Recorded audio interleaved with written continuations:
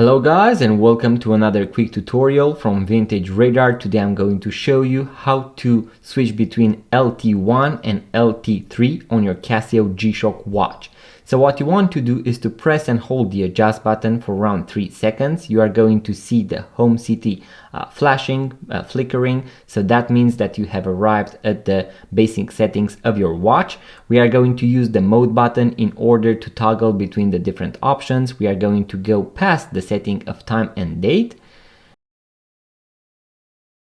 And after that, you will be able to see that we have arrived at setting the LT3 or the LT1. So I'm going to use the forward button in order to toggle between the two. So LT1 stands for 1.5 seconds. This means that your light is going to be on for 1.5 seconds. If you prefer it longer, we are going to switch to LT3. This means that your light is going to be on for 3 seconds.